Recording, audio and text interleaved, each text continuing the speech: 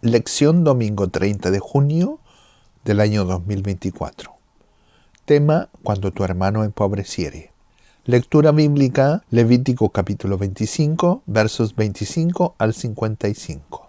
Podemos encontrar la continuación del libro de Levítico, del capítulo 25, donde, habiendo dejado atrás ya la explicación del día sabático, del año sabático y del año del jubileo, encontramos la expresión que se repite 4 veces en el resto de los versos, que va desde el 25 al 55. La preocupación principal de esta temática es cuando tu hermano empobreciere. Esta frase se repite 4 veces dentro de este capítulo, en el verso 25, en el verso 35 y en el verso 39. Textualmente dicen: cuando tu hermano empobreciere. El verso 47 también aparece la palabra empobreciere, pero haciendo referencia al extranjero y al forastero que estuviese dentro del territorio de Israel. Los temas que abarcan los versos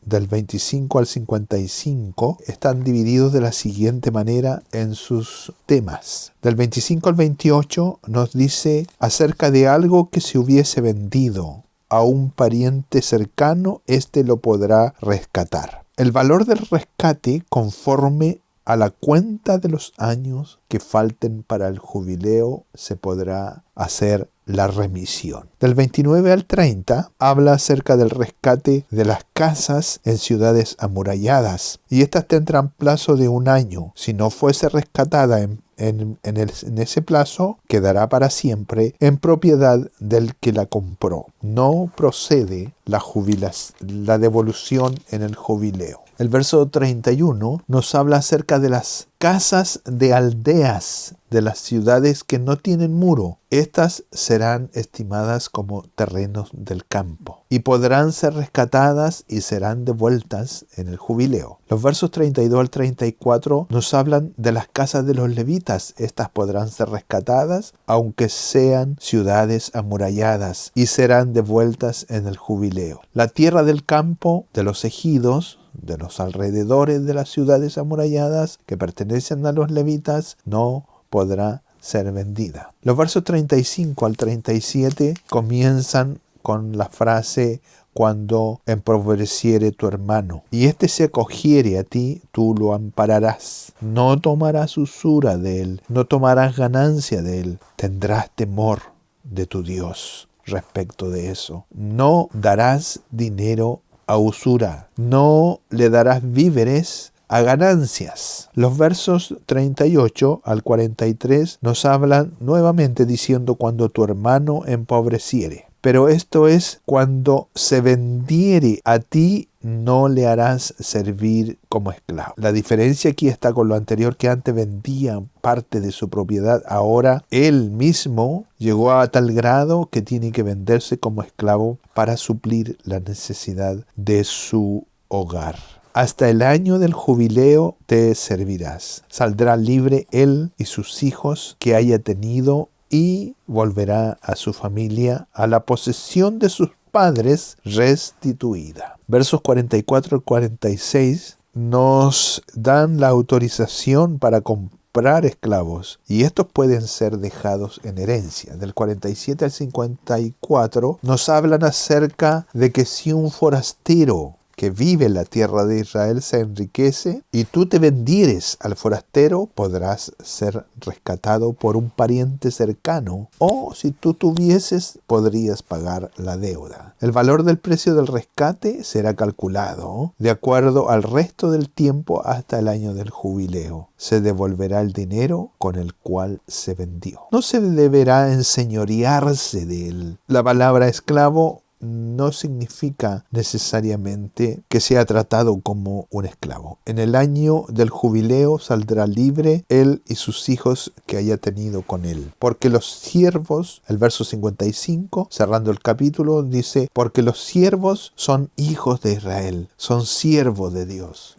Yo, Jehová. la gran resumen es que la tierra de Canaán es mía, dice el Señor. El año del jubileo recordaba al comprador y al vendedor que la tierra del país pertenecía a Jehová y no se podía vender. Solo se podían vender el valor de sus cosechas futuras. La tierra no se cedía a perpetuidad porque es de Jehová. El país de Canaán no debe ser vendido. Si Jehová declara que le pertenece para siempre, podríamos preguntarnos ¿para qué lo quiere? Es para darlo por alianza eterna a su pueblo. En Canaán Dios estableció su trono y su santuario. Allí en Canaán oficiaban sus sacerdotes continuamente. Allí en Canaán se oyó la voz de los profetas anunciando la ruina y la restauración y la gloria futura. Allí en Canaán nació el Salvador, el Mesías. Allí Jesús ejerció su ministerio. Allí Jesús murió y resucitó. Allí Jesús subió triunfal a la diestra de Dios. Allí Jesús dio el Espíritu Santo con poder en Pentecostés. Allí en Canaán se extendió el Evangelio. Allí en Canaán descenderá en su segunda venida en gloria y majestad y pondrá su pie en el monte de los olivos, como lo dice en Zacarías 14:4. La tierra de Canaán y el polvo de Jerusalén es precioso para Dios. Por eso que nos dice que la tierra no será vendida a perpetuidad porque la tierra es mía. El verso 23 del capítulo 25 del Levítico así lo declara. Todos los contratos humanos eran anulados y en cuanto a las tierras eran anulados al momento en que sonaba la trompeta del jubileo, porque la tierra era de Jehová y el jubileo volvía todo a su condición primera. Si nuestros corazones tienen la esperanza constante en la venida del Señor, pondremos poco precio a las cosas de esta tierra. En la teocracia no existía la propiedad privada. El único dueño es el Rey Jehová. De acuerdo con esto, no podría haber compra o venta de la tierra de Israel. La transacción era el derecho a los productos que ella producía, y solo por 50 años la tierra debía volver a la familia que originalmente se le había asignado. La transferencia sobre el derecho de uso de la tierra se rige por el principio que el precio pagado debía ser proporcional a la cantidad de años que transcurrían entre la fecha de venta y el regreso de la tierra en el jubileo. Los versos 17 y 18 nos dicen que el motivo de guardar estos mandamientos es hacerlo por temor a Dios. Y la promesa que si Israel obedece esta ley, habitarán confiados y tendrán abundancia. Los poseedores temporales de la tierra deben considerarse solo como labradores o peregrinos con él.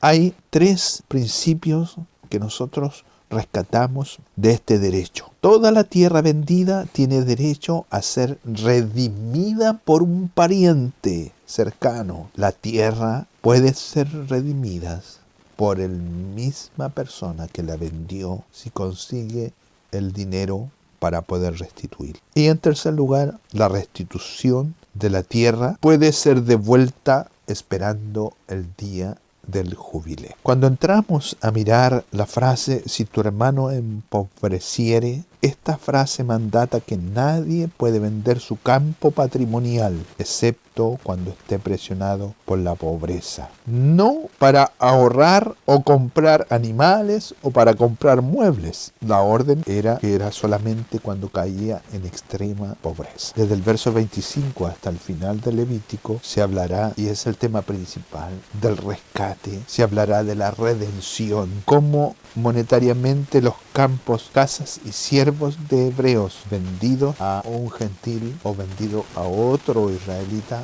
podían ser redimidos, podían ser rescatados. La tradición rabínica dice que no toda la tierra podía ser vendida al 100%. Debía siempre tener un lugar donde vivir. Volviendo al verso 25, la frase vendrá y rescatará, redimirá la venta de su hermano. Aquí la palabra hermano habla que somos pares, eran fraternos entre ellos. Es un enunciado para describir una normativa que es una obligación de hacerlo. El comprador no podrá impedir el rescate. El verso 26 nos habla, si un hombre, cualquier judío, tiene un pariente que puede hacer. Si se remonta en el linaje de ascendencia, se podrá encontrar a un israelita al que le fue entregada la tierra en su colonización, cuando la tierra fue entregada a las tribus por Josué.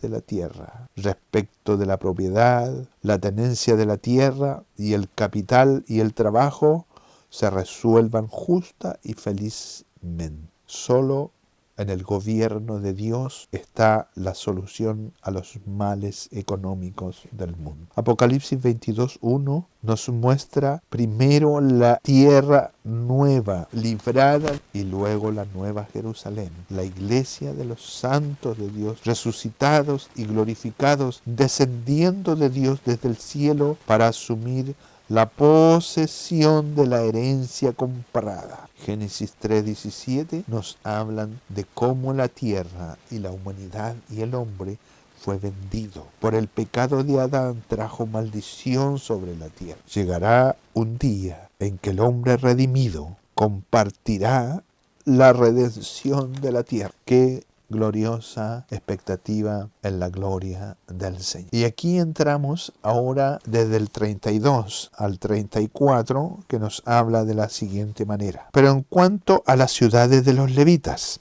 estos podrán rescatar en cualquier tiempo las casas de las ciudades de su posesión, y el que comprare de los levitas saldrá de la casa vendida o de la ciudad de su posesión en el jubileo, por cuanto las casas de las ciudades de los levitas son la posesión de ellos entre los hijos de Israel. Mas la tierra del ejido de sus ciudades no se venderá, porque es perpetua posesión de ellos. Aquí encontramos las ciudades de los levitas, tal como nos indica en el libro de Números, capítulo 37, que las ciudades de los levitas fueron 48 ciudades las que le fueron entregadas a la tribu de los levitas. Y los campos alrededor de las ciudades eran 2000 codos alrededor de la ciudad. Las casas dentro de una ciudad amurallada y los campos siempre se podían redimir. Los nombres de las ciudades de los levitas están indicados en el libro de Josué, capítulo 21. Allí podemos encontrar el nombre de estas ciudades. Los levitas no tenían un territorio propio asignado, sino ciudades distribuidas por toda la tierra. Los ejidos eran los espacios abiertos alrededor de los muros que estaban destinados al cultivo. Sus casas, en caso de venta, nunca, jamás podían pasar al poder absoluto del comprador. Los levitas tendrían rescate permanente de sus casas y de sus ejidos. Esta misma norma rige incluso cuando un levita compraba a otro levita. Se podrá redimir. El derecho de rescate que tienen los levitas es permanente. Si una casa de levita en ciudad amurallada no es redimida, aún así saldrá en el jubileo y se revertirá el poder al dueño original. Dios llama a la tierra de Israel el patrimonio eterno. El verso 41, aquí seguimos hablando y comenzamos en el 39. Mire, del 39 encontramos nuevamente la frase: cuando tu hermano empobreciere estando contigo y se vendiere a ti, no le harás servir como esclavo, como criado, como extranjero estará contigo, hasta el año del jubileo te servirá. Entonces saldrá libre de tu casa él y sus hijos consigo, y volverá a su familia y a la posesión de sus padres. Porque son mis siervos, los cuales saqué yo de la tierra de Egipto, no serán vendidos a manera de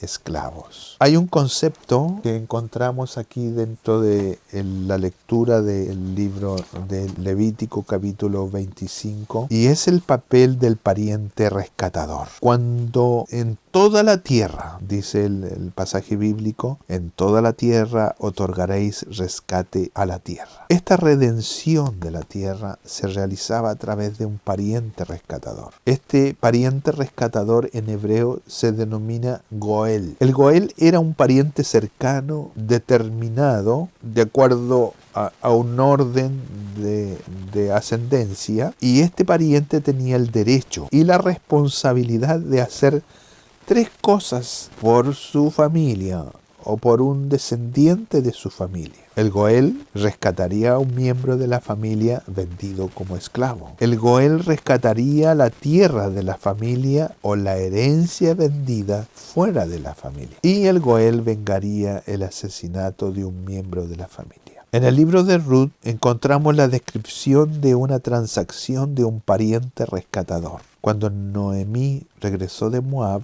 pobre y endeudada, su pariente rescatador más cercano estaba dispuesto a comprarle la tierra, pero se detuvo al descubrir que también tendría que casarse con Ruth y criar un heredero para la propiedad. Cuando este pariente rescatador más cercano no cumplió con su obligación, Boz era el siguiente pariente rescatador más cercano y cumplió con la responsabilidad por amor a Ruth. Esto lo encontramos en el libro de Ruth, capítulo 3. Esta figura del pariente rescatador, el Goel, es también una maravillosa imagen de Jesús, nuestro pariente rescatador. Jesús nos rescata de la esclavitud del pecado. Jesús restaura nuestra herencia y más, lo que hemos perdido en el primer Adán, lo hemos recuperado con creces en el segundo. Por la pérdida de la inocencia, ahora tenemos pureza. Por la pérdida de la comunión externa con Dios, tenemos su morada en nuestro interior. Por las delicias de un paraíso terrenal, ahora tenemos la plenitud de la bendición y el gozo de Dios. Jesús, como pariente cercano, como el Goel, Él vengó la muerte de nuestra alma al derrotar al que vino a matar. Jesús es el que da vida. El Goel rescataría a los esclavos o a la propiedad con dinero. Hemos sido rescatados no con cosas corruptibles, sino con la preciosa sangre de Cristo. Hemos sido hechos libres por derecho y solo tenemos que reclamar y actuar en la libertad con que Cristo resucitado nos ha hecho libres. Y es así, entonces, que contará los años desde que vendió y pagará lo que quedare. Cuando el Goel, el pariente rescatador, compraba de nuevo la tierra en nombre de la familia, el precio se determinaba por los años transcurridos desde su venta y hasta el próximo jubileo. La verdad es que había que volver a su posesión original en el jubileo. Si el pariente rescatador no pudiera saldar las deudas de su hermano antes del jubileo, la tierra volvería al deudor en el año del jubileo. Encontramos entonces que el verso 41 nos habla y nos dice que cuando la persona era libre en el jubileo, saldría libre de esa casa él y sus hijos y volverá a su familia. El amo que compró está obligado al sustento de sus hijos, aunque ellos mismos no eran siervos. Volverá al patrimonio de sus ancestros y no debe ser menospreciado por haber sido un siervo. El verso 42 nos dice, pues ellos son mis siervos. Todo su pueblo eran sus siervos. Todo el pueblo de Israel eran suyos, así como nosotros que hemos conocido al Señor somos del Señor. Quiere decir que el contrato de Dios sobre su pueblo tiene precedencia, es más importante sobre cualquier otro contrato de otro amo. Si tu hermano empobreciere contigo, deberás tenderle la mano, porque somos propiedad de Dios y somos hermanos. El periodo de servidumbre normal, cuando una persona se vendiese como esclavo, era de 6 años, tal como lo indica en Éxodo capítulo 21, verso 2. Si comprares siervo hebreo, 6 años servirás, mas al 7º saldrá libre de balde. Es decir, que si llegaba el jubileo antes de haber completado los 6 años de servicio, el siervo automáticamente sale libre. Los hijos saldrán de la responsabilidad que tiene el amo de mantenerlos al igual que tiene la responsabilidad de mantener a su siervo. Es decir, cuando se vendía el dueño de casa, el nuevo amo tenía la responsabilidad de tomar consigo a sus hijos y también proveerle alimento. El verso 39 nos habla de una persona que vendió sus tierras, sino que fue vendido como siervo. El hecho de que fue vendido como siervo no le quita el derecho a su herencia patrimonial. Por eso dice, volverá a la posesión de sus padres, sus ancestros. Y es una expresión figurada para decir que recuperará la dignidad y posesión de un hombre libre, al igual que lo eran sus ancestros. El verso 42 nos habla de que dice que cuando un israelita se convierte en siervo de otro, el poder que tiene es muy limitado. Es como el de un patrón que tiene sobre un asalariado. No podía enseñorearse de él. Debía ser tratado como un empleado. La razón de ello es que todo israelita, ante todo, es un siervo de Dios. Así nadie puede imponer un estado de servidumbre completo. El contrato o documento de propiedad es más preeminente sobre cualquier otro contrato. Por así decirlo, Dios fue el primero en adquirir el derecho de propiedad sobre todos los israelitas. Cualquier otro reclamo es anulado. Estaba prohibido vender a los israelitas en el mercado de esclavos. La compra de esclavos en sí misma estaba prohibida. Un israelita nativo, si era vendido por deudas, debía servir solo 6 años y salir libre al séptimo. Si se vendía a sí mismo debido a la pobreza, su trabajo y su trato debían ser como esclavo extranjero, sino como un jornalero. Se requiere que los amos den a sus siervos lo que es justo y equitativo. Un siervo,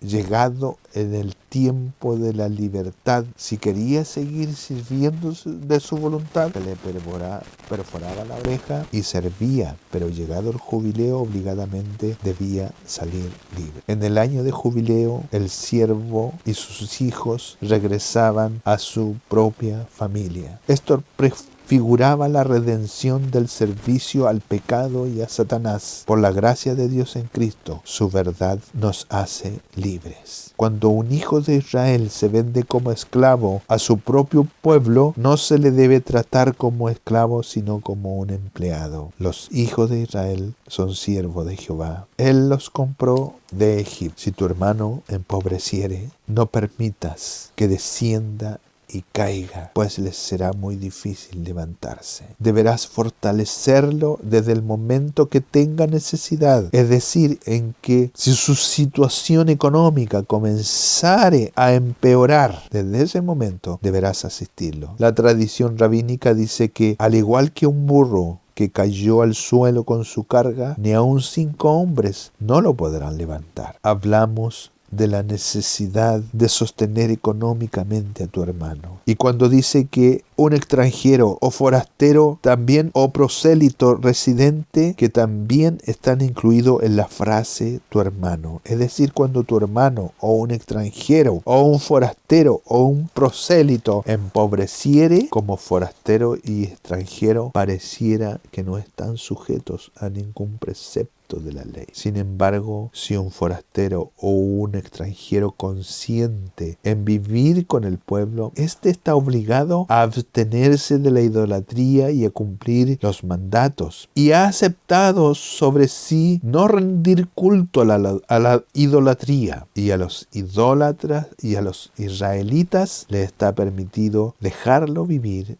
en la tierra de Israel. Al haber aceptado la renuncia a la idolatría, este forastero o extranjero, a pesar de no ser nativo, goza de los privilegios de que los israelitas tienen la obligación de aplicarle las leyes de ayuda y de sostén, puesto que el corazón del ser humano es malo y es atraído por el interés, es que se enfatiza la palabra yo Jehová, es decir, temerás a Jehová. Y aquí entramos ya al verso 36 hasta el 37, que nos dice: no tomarás cuando tu hermano empobreciere, el 35, y se acogiere a ti, tú lo ampararás como forastero y extranjero. Vivirá contigo, no tomarás de él usura ni ganancia, sino tendrás temor de tu Dios, y tu hermano vivirá contigo. No le darás tu dinero a usura, ni tus víveres a ganancia. Yo, Jehová vuestro Dios, que os saqué de la tierra de Egipto, para daros la tierra de Canaán, para ser vuestro Dios. Yo, Jehová, es decir, y temerás a tu Dios.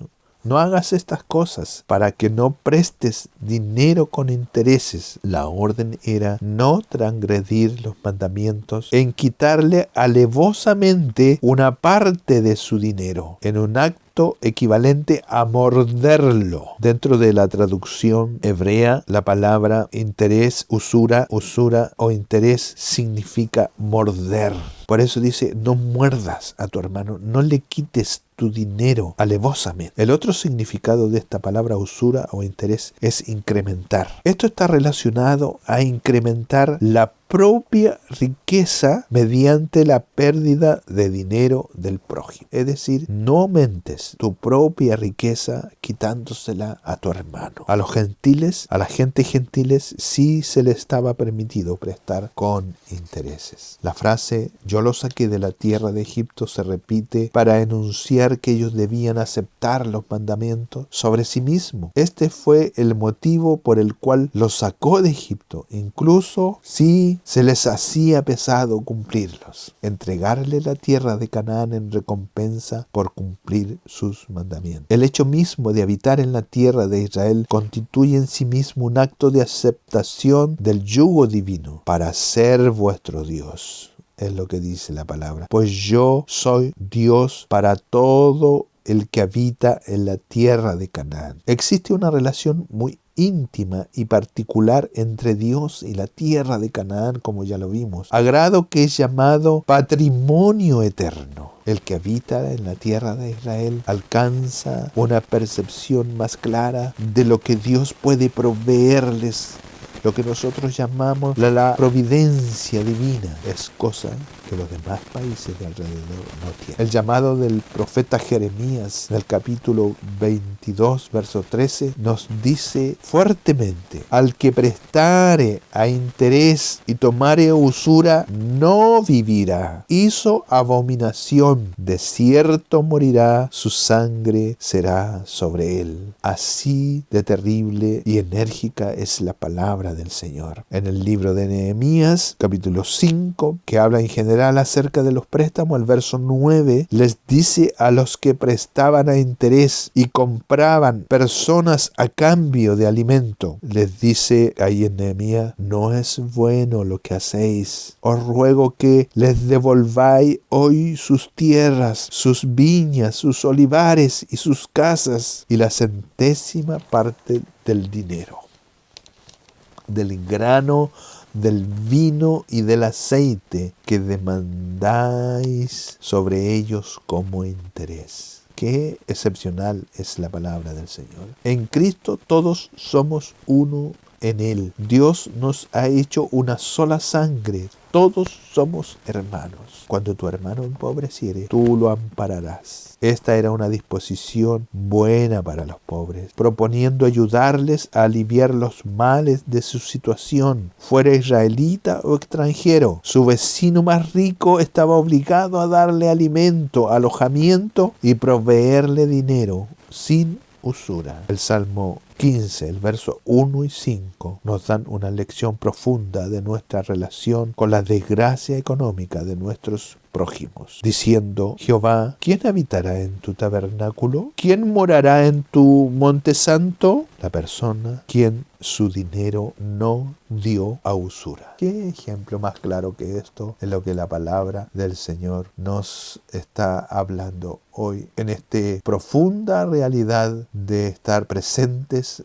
ante de tender la mano a los que están a nuestro lado? Los israelitas debían considerar su posición delante de Dios como análoga a los que dependían de Dios. De esta manera ellos no tenían el título final de la tierra, porque la tierra pertenecía a Dios. Pero aún así podían gozar y estar seguros de los beneficios bajo la protección divina y dependiendo de Dios. El efecto práctico para este modelo, en esta relación de Israel con Dios, se da en los versículos que ya hemos mencionado. Si tu hermano empobreciere. Si todos los israelitas guardaban esta misma posesión ante Dios, entonces el hermano empobrecido o endeudado debía ser considerado y tratado en la manera que Dios considera y trata a todo Israel, es decir, con generosidad y un espíritu redentor. Todos los versos que hemos dado lectura del 25 al 51 contienen los detalles de esta redención y nos hablan acerca del jubileo. Hay 3 cosas y etapas en que las personas podían caer en la pobreza y que requerían una respuesta para cada una es introducida con la frase si tu hermano empobreciere. La temática de esto dentro del capítulo es interrumpido por las secciones que tratan de las casas en las ciudades y las propiedades de los levitas y de los esclavos que no eran levitas. La primera respuesta era redención. Inicialmente el israelita que ocupaba la tierra y que se encontraba en dificultades económicas, vendía y ofrecía en venta una parte de sus terrenos. Para mantenerlo dentro de sus familias, antes que nada, era deber del pariente más cercano comprarlo, tal como lo dijimos, si aún estaba en venta, o redimirlo si ya se había vendido. El ejemplo de Ruth, que lo habíamos comentado en el capítulo 4. En segundo lugar, el vendedor, él mismo, tenía el derecho de redimirse a sí mismo, si es que más tarde tenía los medios para poder hacerlo. En tercer lugar, y de cualquier manera la propiedad que se vendiera o fuese redimida por un pariente regresaba al poder de la familia original en el año del jubileo. Las casas de las ciudades estaban exentas de la redención normal y de las leyes del año del jubileo, ya que no eran parte de la base económica productiva en una familia. Pero esta exención no se aplicaba a las propiedades de los levitas, porque ellos no tenían terrenos asignados como tribu. Ahora, si la situación del hermano pobre empeoraba, presuntamente aún después de varias ventas semejantes de los terrenos, y caía en el fondo de la necesidad económica, entonces era obligación del pariente mantenerlo como un obrero dependiente por medio de préstamos sin interés. Cuando la economía, a pesar de todo esto, de la persona caía y tocaba ya el fondo total, como en el caso de que un familiar pobre ya no tuviese terrenos para vender o nada de su propiedad que dar en venta, él mismo y toda su familia podían venderse al pariente más rico, es decir, darse en servicio él mismo. El israelita deudor no sería tratado como un esclavo, sino como un empleado residente. Esta ley tenía la intención de preservar el patrimonio que se recuperaría, el tiempo en que este sistema de leyes que protegían a los intereses de los esclavos era excepcional, pues le daba una esperanza de futuro. Las personas, por muy pobres que estuviesen, si un hombre caía en este estado de esclavitud y deuda, entonces la obligación recaía sobre toda la tribu, sobre todo el clan, tal como nos indica el verso 48 y 49. Y dice, después que se hubiese vendido, podrá ser rescatado. Uno de sus hermanos lo rescatará, o su tío, o su hijo, o el hijo de su tío rescatará, o un pariente cercano de su familia lo rescatará, o si sus medios alcanzasen, él mismo se rescatará. Era prevenir la pérdida total de la familia. Había que ejercer el deber de redimirlo. También ellos tenían el deber de velar que un acreedor no israelita se condujese como lo haría otro israelita para un deudor israelí, ya que la provisión del jubileo se aplicará oportunamente. Así encontramos que el objetivo principal de la redención era la preservación de la tierra, la preservación de las personas, la preservación de cada tribu, porque el beneficio era que el año del jubileo, la familia, la tierra, volvía a la casa del Padre. El año del jubileo era un mecanismo para prevenir la acumulación de las tierras en manos de unos pocos israelitas más ricos y preservar la situación socioeconómica de múltiples familias que fueran propietarias de tierra. La sabiduría de todo esto es muy obvia. El jubileo existía para proteger la posesión de la tierra. Estaba basada en la distribución justa y amplia de la tierra y para prevenir la acumulación de las propiedades en manos de poderes pocos. Ciertamente esta palabra nos enseña una gran lección para poder asistir a nuestro hermano que está caído y poder ver todos nosotros como personas. El verso 55 cierra diciendo: porque mis siervos son los hijos de Israel, son siervos míos, a los cuales saqué de la tierra de Egipto. Yo, Jehová vuestro Dios, somos propiedades. Primeramente, cuando caemos en necesidad, el Señor nos da la responsabilidad como hermano en la fe de asistir. Hermano, está pasando, acogerlo, tenderle la mano, prestarle dinero sin usura, sin interés, no aprovechándonos, sino que con un corazón sincero, hacer como que si nosotros mismos estuviésemos pasando la necesidad, porque somos familia, somos hijos, somos siervos de Dios. Y en segundo lugar, Él proveerá, el que al pobre da, la palabra del Señor, a Jehová empresta. Echa tu pan sobre las aguas, que después de mucho tiempo lo encontrarás. Y bendiciendo, te bendeciré. Y así encontramos una multitud de textos acerca de tender la mano. Seamos generosos, seamos abiertos. Y la bendición del Señor es para su pueblo. Que el Señor les bendiga. Para el Señor sea la honra y la gloria.